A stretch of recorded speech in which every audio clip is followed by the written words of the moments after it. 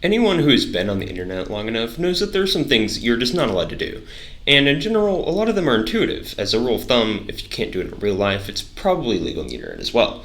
For example, inciting violence or some kind of terrorist action is very legal in the United States. And as Trevor more subtly explains, did you know that it's illegal to say I want to kill the President of the United States of America? It's illegal. It's a federal offense. It's one of the only sentences that you're not allowed to say. Now, it was okay for me to say it right then because I was just telling you that it's illegal to say, I want to kill the President of the United States of America.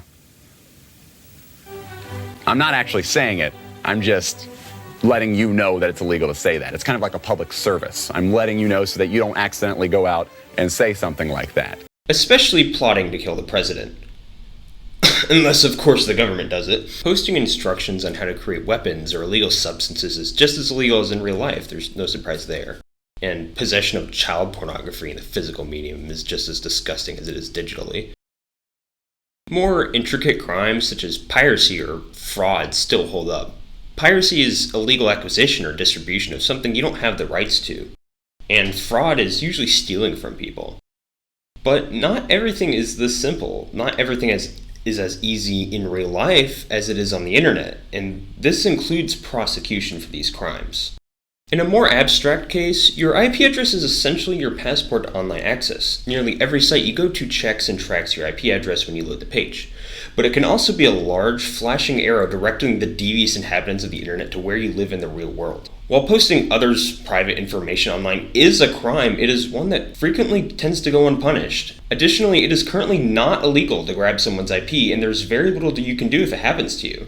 As stated previously, your IP address is necessary to access virtually every part of the internet. You cannot simply choose to not have one. The use of a VPN or a virtual private network can keep you safe, but in general, the large majority of users do not have access to one. All being said, what is considered a crime online needs to be seriously reevaluated, and actions that are currently considered felonious need to be dealt with more seriously. Even now, simply existing on the internet can put someone in real physical danger, such as when your argument with XXX hacker god XXX gets heated and he decides to call in an anonymous bomb threat to your house. The act of taking and or leaking someone's IP without proper reason should be a crime, but it's not. People should be held accountable for endangering others and taking their information, and they are not. That's weird. When did that get here? Anyways.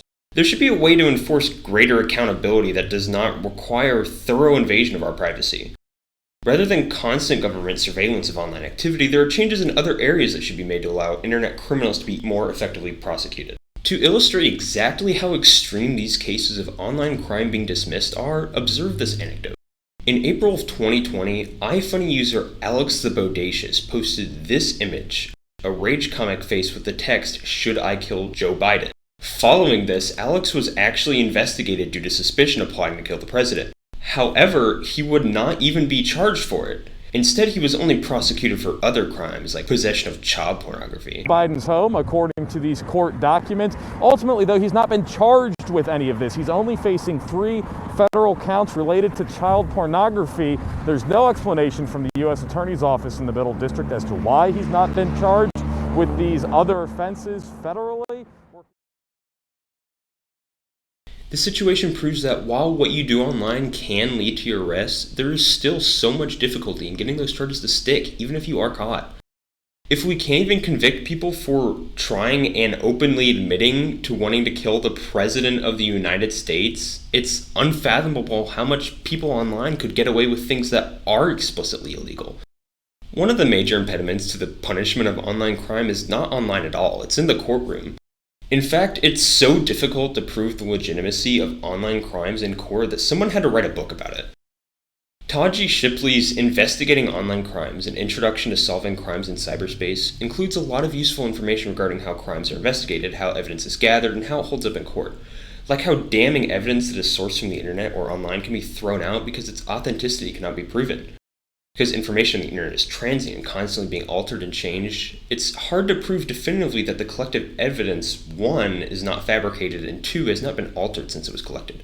Further into the book, Shipley includes an important bit of information about tracing IP addresses. I won't bore you with the specifics, but he details how tracing IP addresses, observing their geolocation, and then looking through DNS records allow investigators to determine the whereabouts of a potential criminal based on their online activity. Further, even people outside of the police force are looking into cyber-based attacks and crimes based on prediction of IP addresses. There are various complex algorithms publicly available and described here in this article for those that are curious. It seems that both authorities and cyber experts are joining forces to be able to predict and track these crimes on the internet. This all being said, it should be completely possible for authorities to find a criminal via the digital footprint of their illegal activity, but there is still the glaring issue of getting the court to accept your evidence procured in this fashion. As has been shown, the other leading hurdle in prosecuting online criminals is in the legal and political systems. Though some states and countries have passed laws that more clearly outline a process for dealing with online crimes, the United States ultimately needs to adopt legislation that works nationwide. This would require tremendous support, but this idea is backed by experts in the field. Cyber Peace Institute is an NGO that specializes in cybersecurity, and even they have addressed the frustrations of accountability online. In this article, they talk about the troubles with accountability, and it concludes by emphasizing the urgency and importance that nation leaders need to take up arms against this issue. Specifically, they suggest a strong legal framework to address cyber threats. As an organization that deals actively with cybersecurity, they surely understand how dangerous the internet can be, and especially how much people can get away with. I can already anticipate somebody responding to this saying, well, criminals use VPNs, it's impossible to track them. While this might seem like a large complication at first, I believe this point doesn't invalidate anything I've said thus far. Even if criminals use VPNs to disguise themselves, there's no evidence in that argument against greater enforcement of the law. It simply outlines a complication, and yet one that's already being dealt with. There is plenty of room for discussion about what is considered illegal and perhaps should not be, and vice versa, but I do not think that punishing crimes that are actively hurting real people like terrorism or the leaking of personal information will harm more than it helps. The United States has a plethora of other issues on its palette. The issue of online crime going unpunished is incredibly worrying, especially with a larger dependency on technology in all places. That being said, we know that like a toddler, the US is pushing all the food on its eating tray away, so perhaps our little children on Capitol Hill need a little help eating their vegetables. As has been discussed, the changes that are necessary to crack down on online crime ultimately boil down to legislation that places increased emphasis on catching internet criminals and a more streamlined process for using the evidence in court. As is, there's virtually no accountability for what is done online, and if that continues, serious crimes may simply go unaddressed. Once it is clear that online crime can be more seriously dealt with, the debate could open up about what should or should not be considered crimes, but until then, we're wasting our breath because they will not be taken seriously regardless. I am Landon Luginbuhl, and this has been my video essay on online accountability. I hope you enjoyed. Sources are in the description. Bye.